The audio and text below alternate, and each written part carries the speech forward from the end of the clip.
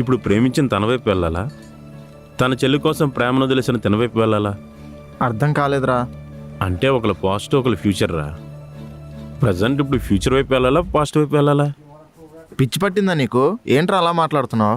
నిజంగానే పిచ్చి పట్టినట్టుందిరా. అర్జెంటుగా గైనకాలజిస్ట్ దగ్గరికి వెళ్ళాలి. అది గైనకాలజిస్ట్ కాదురా, సైకియాట్రిస్ట్. మాయ ఐశ్వర్య ఇద్దరు అక్క చెల్లెలురా. ఇంకెంతసేపు షాక్ అవుతారా? అంటే మావా, ఇంతకాలం ఇదంతా నువ్వు మేనేజ్ చేస్తున్నావు అనుకున్నాను రా. వాళ్ళిద్దరూ కలిసి నిన్ను మేనేజ్ చేస్తున్నారని అనుకోలేదురా. నువ్వే కాదురా, నేనే నమ్మలేకపోతున్నాను. సరే, ఇప్పుడు ఏం చేద్దాం అనుకుంటున్నావు? ఏమోరా, ఇద్దరు నువ్వు కావాలంటే నువ్వు కావాలని కొట్టుకుంటే విషయం వేరేలా ఉండేది. కానీ వీడు నీ వాడంటే నీ వాడైన పాత సినిమా హీరోయిన్ లాగా అటోకులు ఇటోకులు వెళ్ళిపోయారురా. అంటే ఇద్దరు నన్ను వదిలించుకోవాలని చూస్తున్నారంటావా? నేను ఇద్దరిని ఎవరి టైం లైన్లో వాళ్ళని సిన్సియర్గానే లవ్ చేశాను రా. మాయ ఉన్నప్పుడు తను సంతోషంగా చూసుకోవడానికి ఏం కావాలంటే అది చేశాను.